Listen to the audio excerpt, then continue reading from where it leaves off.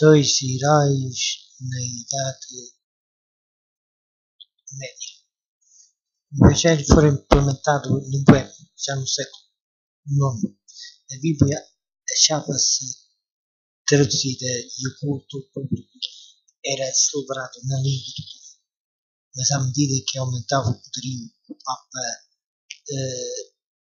a palavra de Deus se obscurecia. Gregório VII, que tomara-se assim obter o orgulho do rei, não tinha menos intenções de escravizar o povo. De acordo com isto, expediu uma bula proibindo que o culto público fosse dirigido na língua boêmia. O Papa declarava ser agradável ao Onipotente que seu culto fosse celebrado em língua desconhecida e que muitos males e heresias haviam surgido por não se observar esta lei. Ele, assim, Roma decretava que a luz da palavra de Deus se extinguisse e o povo fosse encerrado em trevas. O céu havia provido outras fatores para a preservação da Igreja. Muitos dos valdenses e albigenses, pela perseguição e expulsos de seus lares na França e Itália, foram à Boêmia, posto que não ousassem ensinar abertamente. Zelosos trabalhavam em segredo. Assim se preservou a verdadeira fé de século em século. Antes dos dias de uso, houve na Boêmia homens que se levantaram para condenar abertamente a corrupção na Igreja e a sedução do povo. Seus trabalhos despertaram interesse que se estendeu largamente, suscitaram os temores da hierarquia e iniciou-se a perseguição contra os discípulos do Evangelho. Como podiam fazer o seu culto nas florestas e montanhas, davam de caça os soldados e muitos foram mortos. Depois de algum tempo se decretou que todos os que se afastassem do culto romano deviam ser queimados. Mas enquanto os cristãos vendiam a sua vida, olhavam à frente para a vitória de sua causa. Um dos que ensinava que a salvação só se encontra pela fé. Um Salvador crucificado pela glória, a fúria dos inimigos, agora prevalece contra nós, mas não será para sempre. Levantar-se-á dentro do povo, sem espada e autoridade, e contra ele não poderão prevalecer. O tempo de lutar está bem muito distante, mas já se erguia alguém convulso contra Roma, da maneira que afraçados. João-se do nascimento, e cedo ficou órfão pela morte do seu pai. Sua piedosa mãe, considerando a educação e o temor de Deus como o mais valioso das posses, procurou assegurar esta herança ao filho.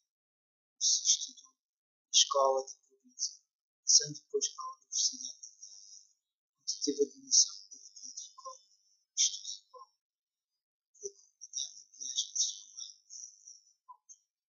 Não possuía nada nem riquezas mundanas para conferir ao filho, mas aproximando-se da grande cidade, ajoelhou-se ao lado do jovem sem pai e invocou-lhe a atenção do pai celestial. Pouco imaginar aquela mãe como devia ser a sua oração eterna. Na universidade, logo se distinguiu pela sua incansável aplicação de rápidos progressos, enquanto a vida é reconhecida nos alfabetos e simpático filho. Conquistava o estrangeiro, era sincero, adepto da Igreja de Roma e rigorosamente buscava os princípios espirituais que ela professava conferir. Na ocasião de um jubileu, fiável, confissão, valoroso e umas poucas moedas, recebeu 24 frutos, tomou parte da procissão, a fim de poder participar da absolvição prometida depois de completar o curso social.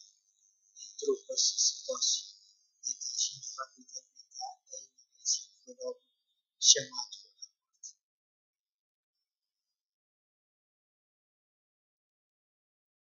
do rei. Tornou-se também professor e mais tarde reitor da universidade em que recebeu a educação.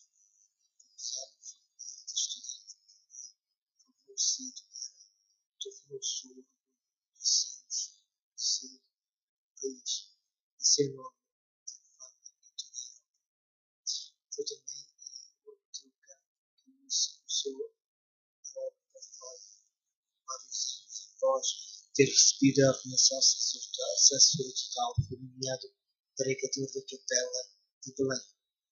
O fundador desta capela defendera como assunto de grande importância a pregação das Escrituras na língua do povo. Apesar da oposição de Roma a esta prática, ela não se interrompeu completamente na Boêmia. Havia, porém, grande ignorância das Escrituras e os piores vícios prevaleciam entre o povo de todas as classes. Estes males Huss denunciou largamente, apelando para a palavra de Deus, a fim de encarecer os princípios da verdade e pureza por eles pregada.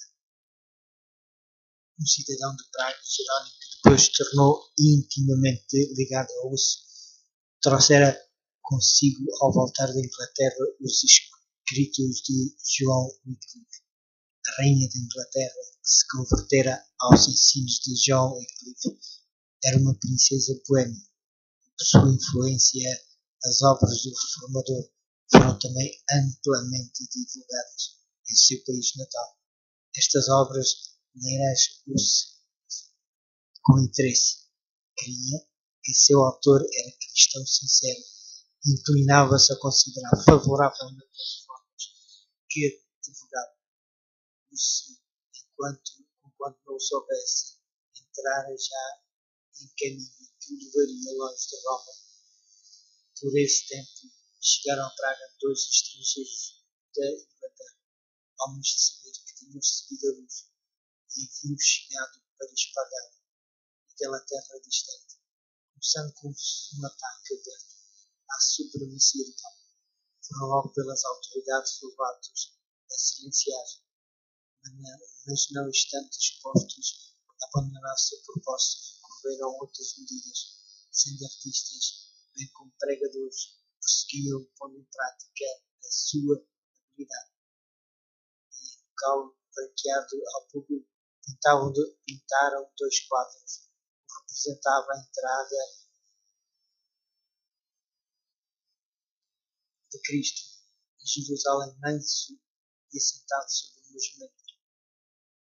Encontramos em Mateus, capítulo 21, versículo 5, e seguido de seus discípulos, descalços e com trajes gastos pelas viagens.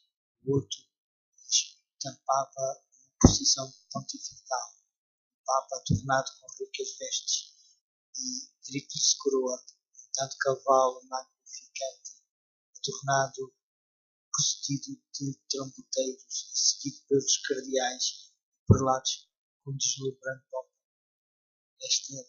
Ali estava um sermão que prendeu a atenção de todas as classes. Multidões vieram contemplar os desenhos. Ninguém deixara de compreender a moral.